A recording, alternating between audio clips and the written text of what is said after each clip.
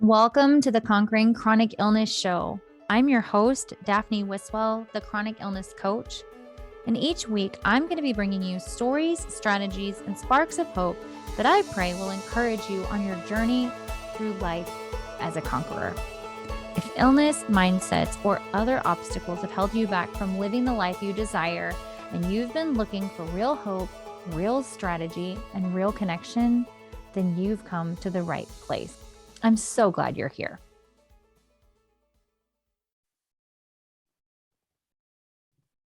Well, hello, everyone, and welcome back to the podcast. I'm so excited to introduce you this time to my friend, Emily Rooney, who is a wife, a mom, and the founder of the Happy Organized Life blog, which is actually how we found each other because we both have a love for decluttering and organizing and having beautiful spaces in our home. And so I connected with her on Instagram. I just discovered about 5 years ago. I went back to see how long it's been that we've been Instagram friends. And it's been 5 years now. And she is just an incredible inspiration to me. I just love everything that she's done with her family, with her life, with her business. And I know that she's going to be such a gift to you today. And so welcome, Emily. Thank you so much for agreeing to come on the show.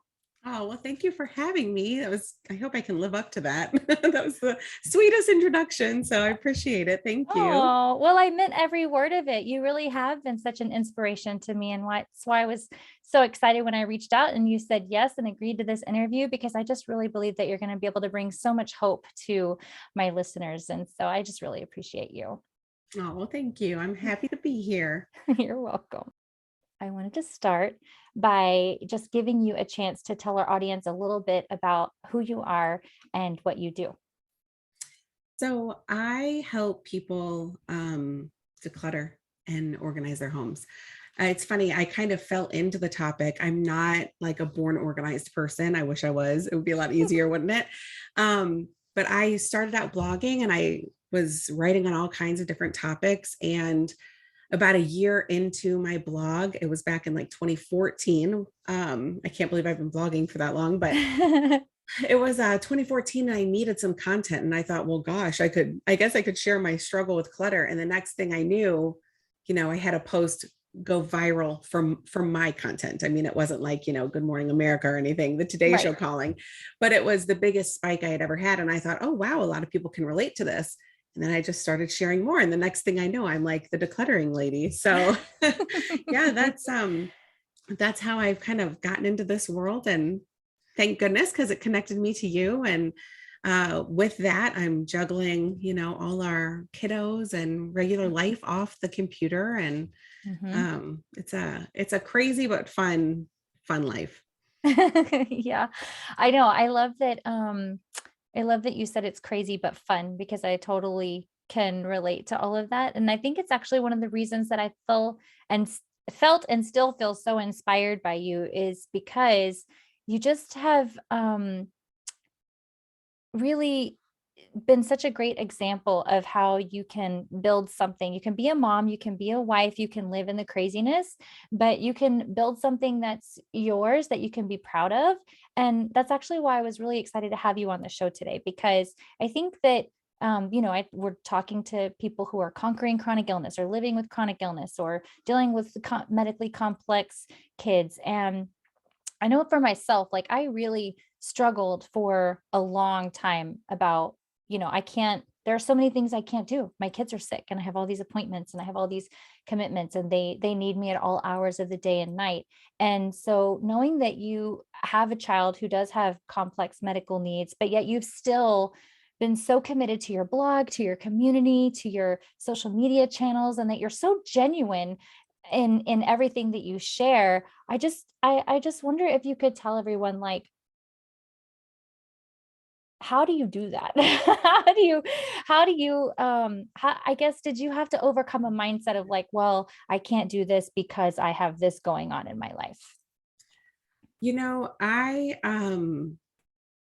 It's nice to know that that's the way it looks from the outside, because I definitely do not feel like I have had anything together over these last 9 to 10 years.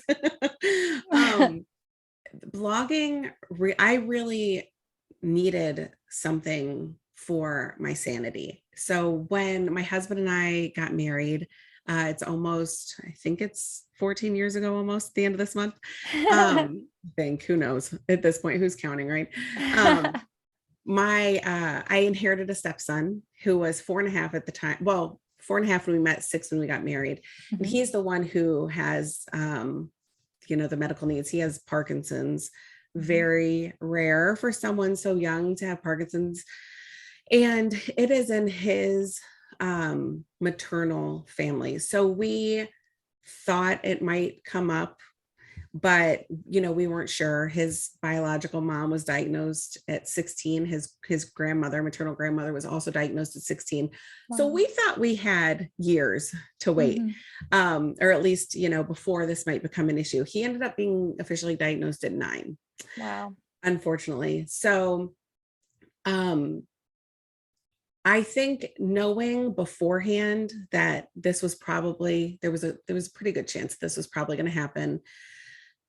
I never really thought like, oh, I can't do stuff because he might have, I really didn't even know what I was getting into, to tell you the truth. But Mhm. I had more of the mindset of, I want to cram as much life into our years as possible before we Mm. are limited. Um, so yeah, I mean, that was kind of my mindset, just go full speed ahead because Mhm. one day I might not be able to. Wow. That's really good. I love that. And I feel like that served you really well because from what I've seen, you have crammed a lot of life into that. I see your photos and I think your family has like I think you shared one recently where it was your son and he's in the dining room right now, right? With and Yes. the other kids were just snuggled like it's gonna make me cry. Like your other kids were just like snuggled up around him. And I thought, man, that just speaks so much to the unity in your family and how even while you've been building this incredibly successful online business, you've been able to foster and cultivate that. And so, what do you think some of your secrets are in that area? Like, how do you juggle and balance motherhood and fostering that unity in your family, and also creating this thriving, successful online business? Well, I joke that my blog is really like my middle child. So it's just part of life. It's the most neglected child at times, of course, which it should be in my opinion, because, Yeah. I obviously want to prioritize my family. Um, but one thing that I do that has helped is I let my family know what I'm doing, and Mhm. they get invested into my projects and my success, and they like to hear the updates. So that's a lot of fun because then they understand, like, listen, I need to work right now. I need you to go, spend time with grandma or spend time with dad or whatever. Mhm. Um, but then when we also try to have intentional family time too. So we'll do game nights. So Catan is one of our favorites. We haven't Oh, I played it love in a little while. Catan. Yeah, it's a great one. um, what else do we do? Movie nights. We always eat dinner together. Plus, I mean, honestly, we are all together all the time because we're homeschoolers. We've been Mhm. homeschooling for 7 or so years now. So I mean, we almost have no choice but to be close because we are always all together. Yeah. Wow. And so how does that work out with your so you do you have a really solid schedule of like, okay, this is when I'm working, or does it just kind of like day by day you're like, okay, I'm going to find pockets of time, or how do you juggle that, your schedule? I have done quite a few of those personality tests. And every single time it's like, you are horrible at having a routine. They make you feel stifled. And I'm like, that is so true. I wish that was like, I envy people who that just comes naturally to, because it is not me. I'm Mhm. sure I have my own sort of routine, but it could be, it could be better. Um, I guess the way we we have more of like a flow to the day. So we Mhm. don't go by the clock. When I have tried to do things at certain times, it usually just stresses me out and overwhelms me, if things go off Mm. track. So it's a little easier if we're a little more laid back about it. Yeah. Um, and then as far as working goes, my mom now comes over twice a week, which is a huge help. So Tuesdays and Thursdays are my days to, feel better about locking myself in the office and like someone is taking care of the kids. I don't have to worry about them for a little while. But yeah, I mean, that's basically our routine is Tuesdays and Thursdays. I say go talk to grandma, and I try to squeeze all of everything else I need to do into those times. I love that. I think I find it really impressive that you're able to run and manage a successful business by only setting aside, like, I'm sure that there are other times during the week that you're working, right? But if you, by just, I feel like it's encouraging to anyone listening who is like, oh, I don't have enough time to do whatever it might be in their heart to do, right? Like whether it's business or I don't know, anything, to just know like, well, if I'm just really intentional and I have these focused times that I can set aside for that thing, and I give myself permission to ask for help because you're not trying Yeah. to do it all on your own, right?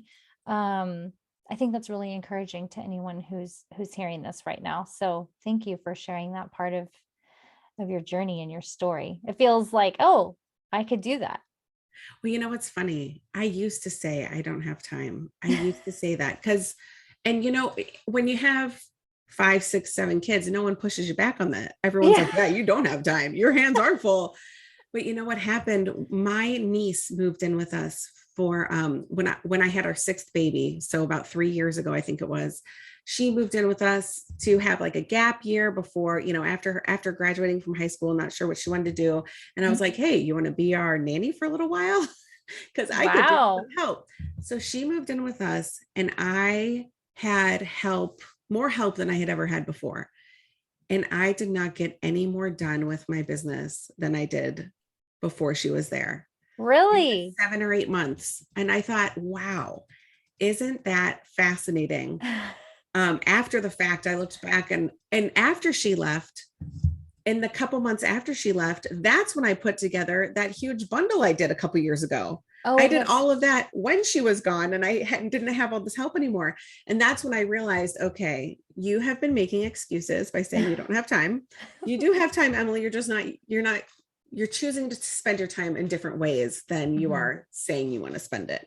Yeah. Um, so I think I needed that awareness, that kind of wake up call of that experience of someone coming in and solving the problem that I thought I had, only to realize, oh, that's not the problem. Um, and then I also needed that time to just kind of recharge and do nothing, because I think I was burned out from trying to do Mm, everything and not asking for enough help. So it was mm. after she left that I asked my mom, hey, do you think you could come over?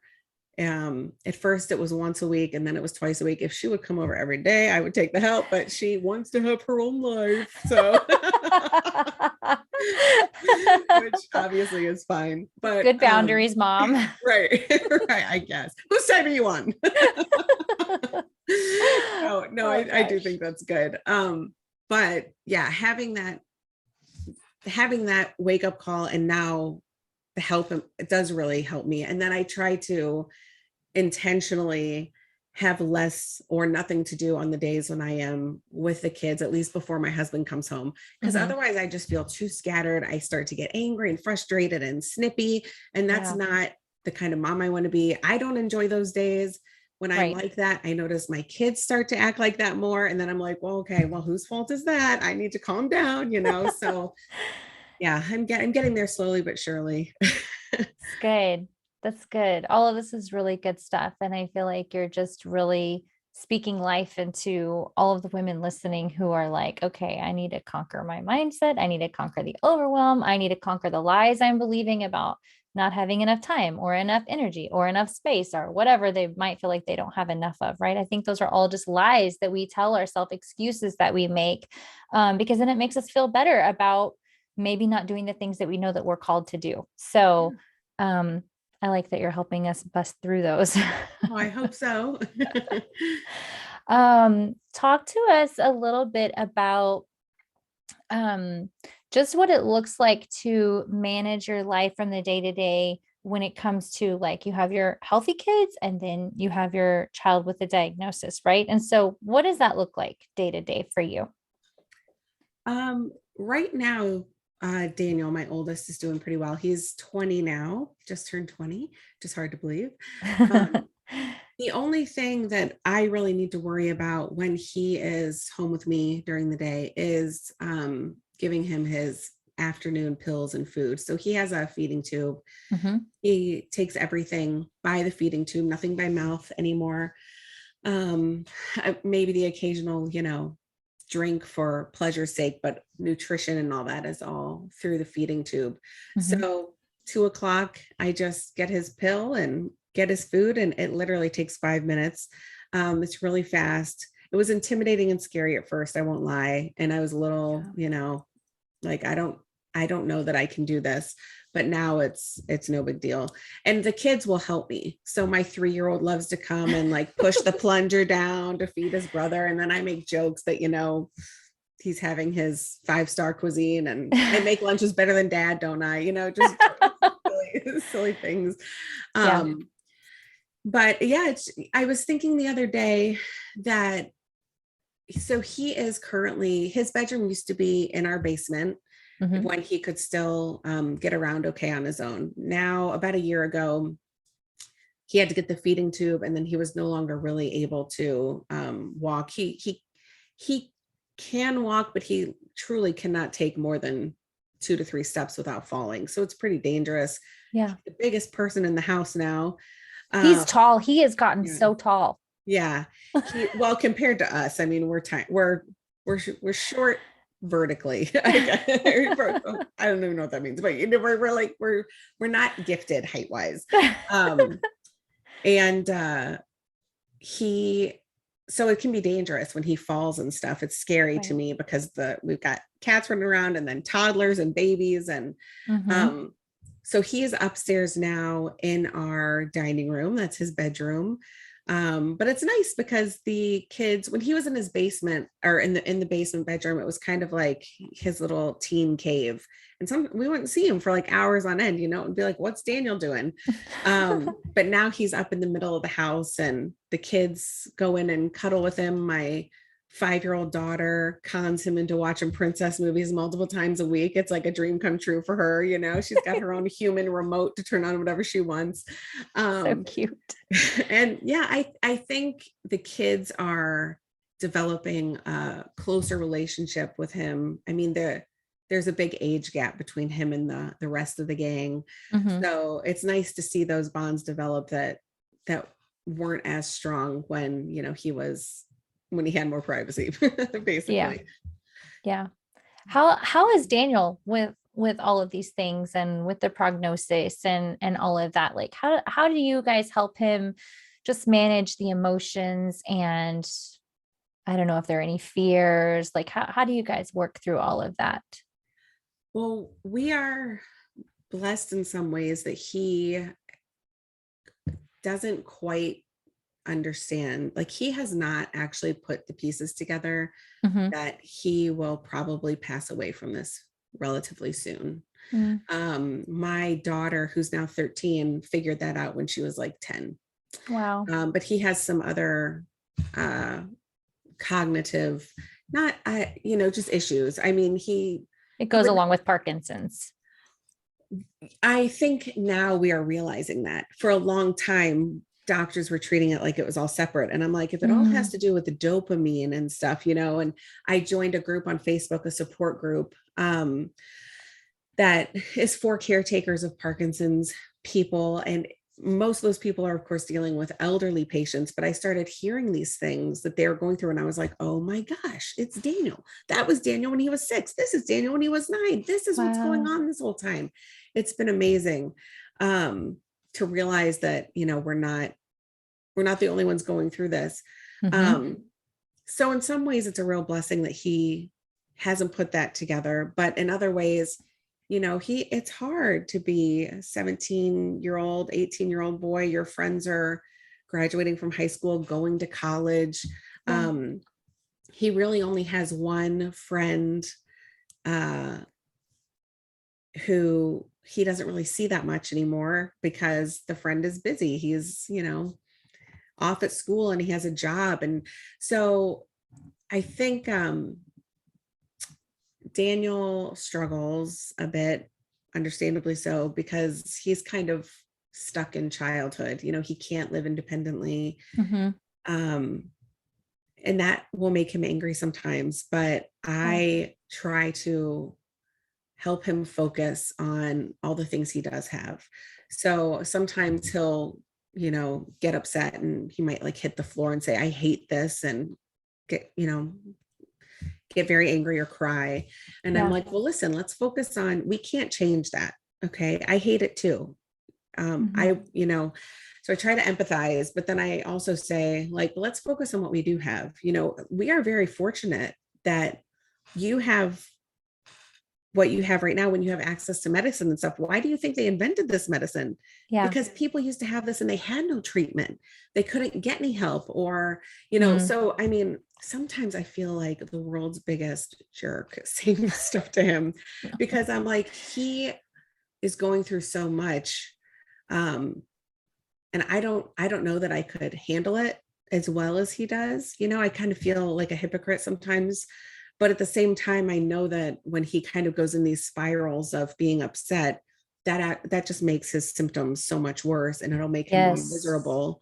So it's tricky trying to be a good support system, but But not inside knowing min I don't know that I could handle this very well, like he's, as well as he is. So yeah, I totally relate to everything that you're saying, like, but I think it's so great that you know, try to empower him with hope and to help him see, the blessings and the things that you guys do have. And it is a tricky balance, right? But I think for anyone listening to know, like, that's one of the things that we've, talked about with our son. Like he doesn't have anything near as severe, but like being on an insulin pump, it's like, well, 100 years ago, they didn't have synthetic insulin. And so kids who got diagnosed with this died within a year of the diagnosis. And, so it's like modern medicine is miraculous and we don't know how long, no one knows how long they have, right?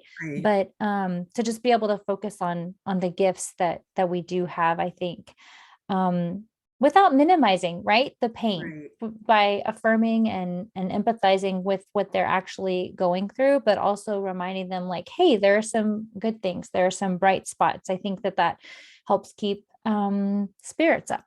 Yeah.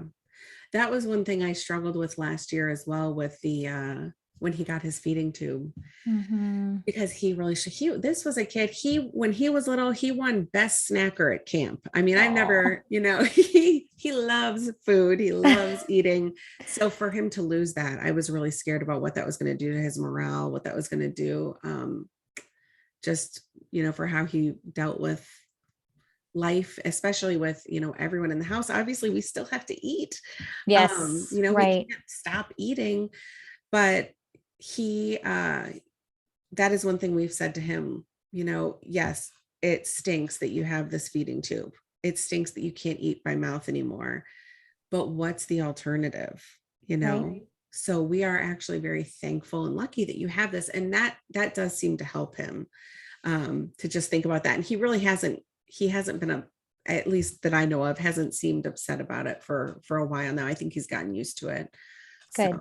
yeah. It's a hard thing to get used to. You guys sound like you're just incredible at being real champions and advocates for him. We do our best. There are things when I look back and I'm like, if only I had known this earlier, if only we had done this, contacted that person. But Mm, try not to stay in that mindset, because it's just, it doesn't go anywhere positive. So yeah. Well, let's talk about that a little bit because I think that's sure. something that's really important to conquer, is just that like the guilt trips that we give ourselves as moms, like, you know, if I hadn't fed my kid this, if I had, all of those things that you're talking about. What do you think was really impactful for you so that you could, or maybe you still do it? I think for me, I still sometimes, like, thoughts like that will come up and I'm having to be like, wait a second. No, there was nothing I could have done to prevent this. There's no, nothing. Like, this is just what happened. So what do you think has been most impactful for you to realize, like, you're really not to blame? I mean, I know he's not your biological child, but your husband maybe is really not to blame, and you're just moving on from here. Yeah, this was hard for me for quite a while. So yeah, I mean, that was I don't even know what to say about that, because it was that was hard Yeah. for me to deal with for a while. Do you think there was a turning point? Do you think that there was something that helped you stop going down that train of thought, down that path? I think when I just realized, like, what are you doing? You're not, this is not helping anything. Hmm. That's when I realized, like, this, what, so since I was upset about it, I, one of my biggest fears growing up was having a child pass away. Mm, And then I got into a situation where I'm now going to have a child pass away.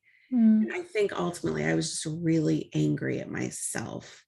Um, like, how could I do this? Why did I do this? yeah. But then I switched. I tried to focus on, like, there are lessons. We don't understand why things happen. Hmm. Um, when I so one thing that I touch on, like, in my own life and think about that helps me with that is, my dad died in a plane crash when I was 5. Oh, I'm sorry. And oh, that, thank you, but I'm used to it by now. But he, for a long time, probably 20 years, I got progressively more angry about that. I Hmm. think I didn't realize, when I was young, but as I got older and I started to feel like I was missing out on things, I saw, I was like the extra kid that tagged along at the father-daughter dances. And, Mm, no, well, my dad's not going to walk me down the aisle. Who's going to walk me down the aisle? All these, like, milestones yeah. where dad is a big figure. Um, but I don't know if I would have married my husband, if that hadn't happened. Like, would I have been open to a man who had a child already? I don't know. Mm, So I'm thankful now. Like, would I choose to have that happen again? Not necessarily, but something good can come from it. So I try to comfort myself with, we don't we don't know why this happened. I mean, it feels, for a long time I was stuck in the, this is not fair, this is wrong, how can this happen, especially to a child. He's not even going to get to live his life. Who would he, I told my husband, I don't feel like we've ever even really gotten to know Daniel necessarily. We only know Daniel with Parkinson's, mm, because the symptoms start so much earlier before they're diagnosed. hmm. um, but who knows what ripple this is going to create. I don't know. Would I choose this for him? Absolutely not. But um we can't do anything about it. Yeah. So my only hope is, maybe this is what will help glue his siblings and my other kids together, so that they're a strong family moving forward. Maybe one of them will become a doctor and cure Parkinson's. I Oh, don't wow. know. Yeah. But my hope is that we can find good from the situation that we're in. Yeah. That's so good. And I think I want to follow that up with like a question of what, because I know from my own experience with my kids that I same as you, no way would I have ever chosen this for them.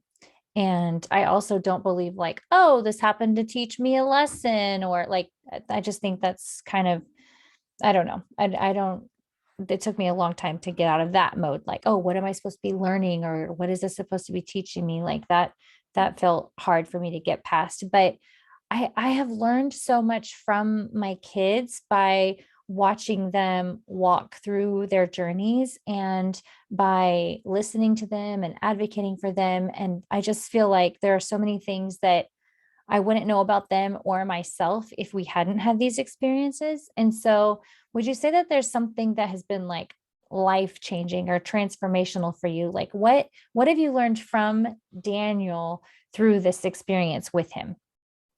Well, first thing would be, don't pray for patience. Lots of opportunities to be patient.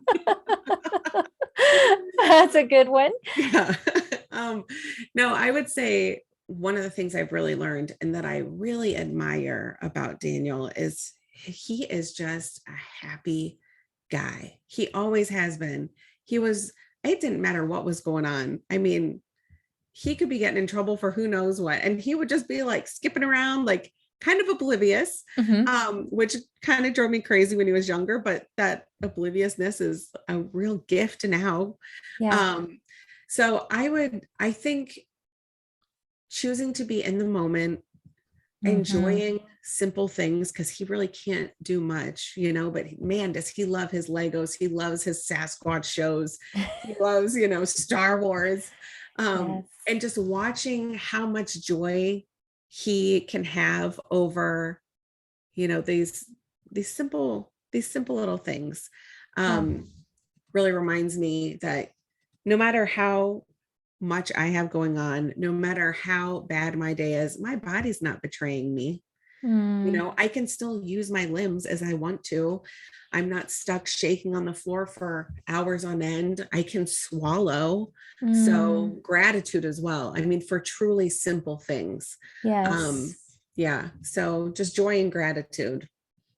That's good. Those are powerful, Yeah. powerful things to learn from your child. I think that's hard too. Like it makes me feel emotional to think about like to learn those things from a child, but they really can be very powerful teachers if we give ourselves permission to focus on them and to learn from them and to see what it is that they have to give us. I think a lot of people can be like, well, I'm the parent, I'm the wiser one, I'm the older one, I'm the smarter one, whatever. But I think children really can teach us so much. Yeah. I know just in our family, he's the unburdened one, or has been for so Mm, long, because he's been young and innocent. Whereas I at times have, been angry and stressed and worried, and let that bleed into our current days. And I don't that's another thing I've learned is I don't want to waste the moments that I do have with him worrying about what's going to happen, because I can't control that. that's so So we're good. just going to make the best of, the moment we're in right now. He's fine. He's Hmm. good. We can make memories right now. And we don't know what is going to happen. I mean, look at my dad. He had no idea he was going to, die in a plane crash, Right. at only 39. Mm, So, and I'm now older than he is, which is that it's been a crazy year this last year with all the stuff with Daniel. It was the same year that I became older than my father was when he passed. And it just kind of put a lot of things in perspective. Just enjoy what we have. It doesn't do any good to worry about, what's around the corner. And I also feel like with all the bumps we've been through, we can handle whatever's coming up.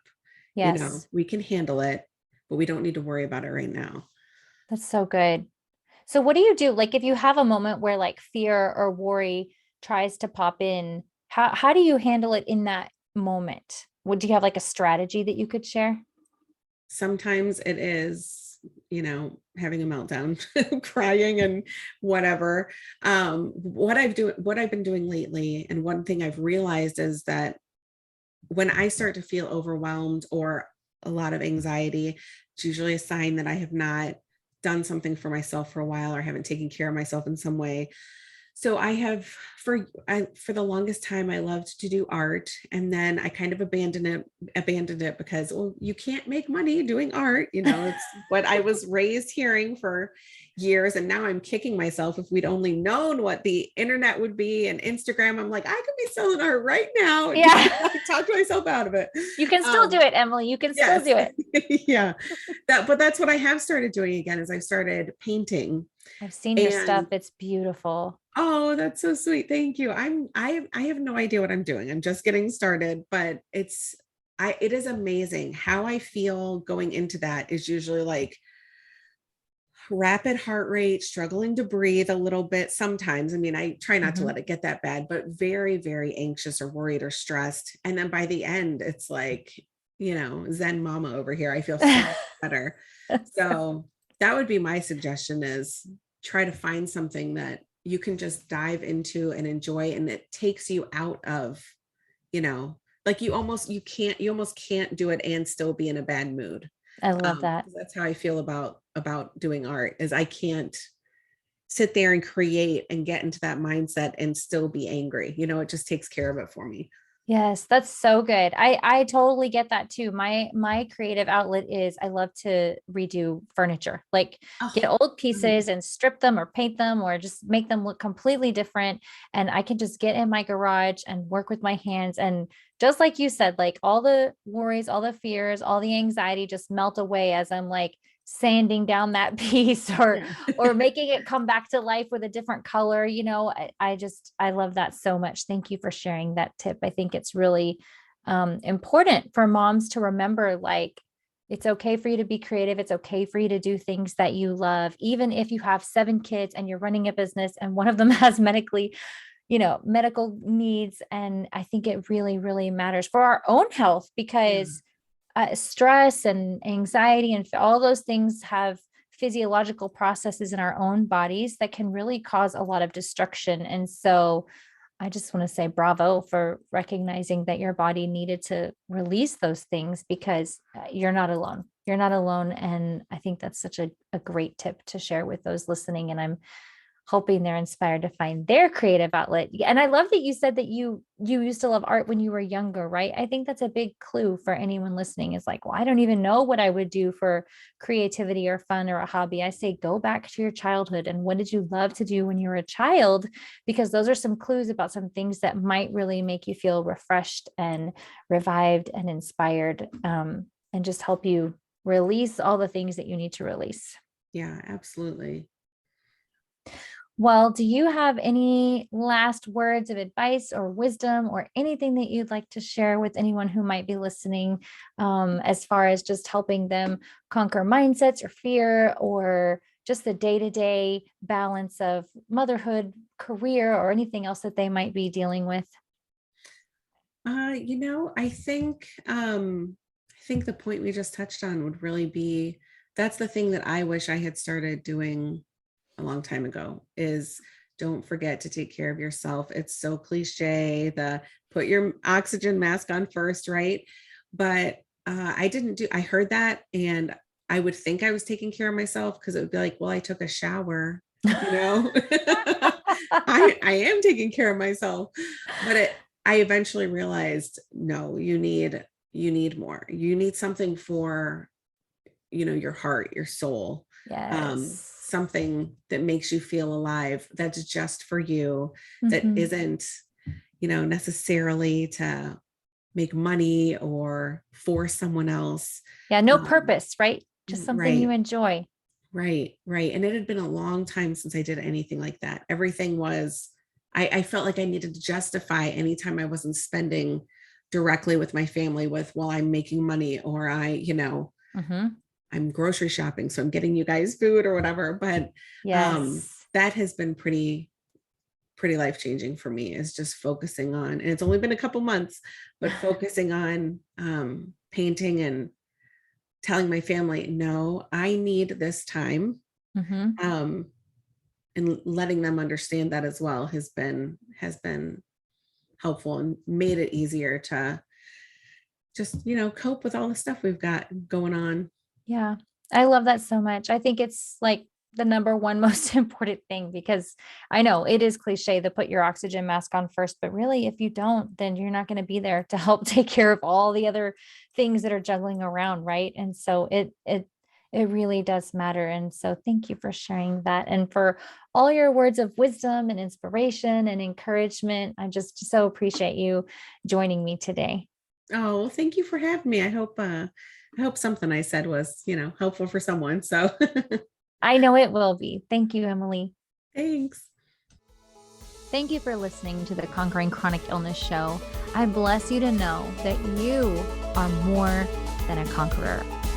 And if you'd like to get around other women who are on a journey to developing that identity for themselves, that identity of conqueror, then you're invited to join me in my totally free Facebook group called The Conqueror Community.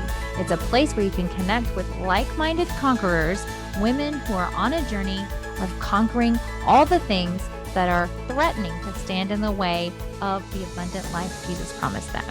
When you gather in a community of women who are encouraging and uplifting and supportive and full of hope and their own testimonies of conquering, then it fuels your faith to keep going on your own journey. So I hope that I'll see you there.